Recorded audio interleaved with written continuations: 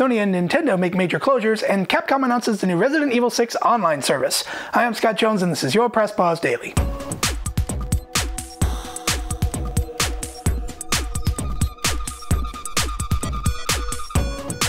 Gamers woke up to a bit of sad news on Wednesday with the closing of two long-running game institutions. The first is the news that Sony will be shutting down their Liverpool studio.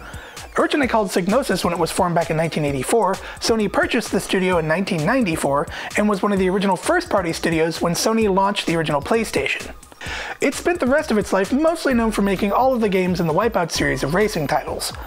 According to reports, the studio had been working on titles for Sony's next-gen console, including a new Wipeout game and a Splinter Cell type game.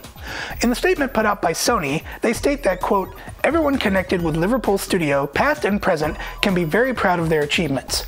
However, it was felt that by focusing our investment plans on other studios that are currently working on exciting new projects, we would be in a stronger position to offer the best possible content for our consumers."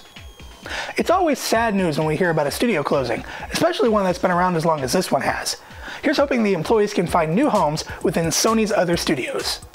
The Sony story wasn't the only bit of bad news for gamers on Wednesday, as it was reported that the long-running Nintendo Power magazine would cease publication.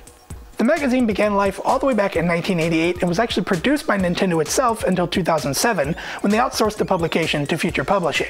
According to a source, Nintendo had become very hard to work with. Also, they weren't interested in renewing the contract or taking the magazine in a more digital direction that would have been necessary to sustain the magazine in the long term. The magazine's editors and staff were told last week about the shuttering, and many of them have already been moved over to other Future-owned properties. There's no word on how many more issues there'll be before the end, or how subscribers will be compensated. It's a sad fact of the world today that magazine publishing has been on a bit of a downslide for the last several years. That's especially true for gaming magazines, as most people get their news from the internet. Nintendo Power, like GamePro before it, will surely be missed by those of us who enjoyed reading them in the past. So we don't end the episode on a down note, Capcom recently released a trailer that outlines the new online portal for the upcoming Resident Evil 6.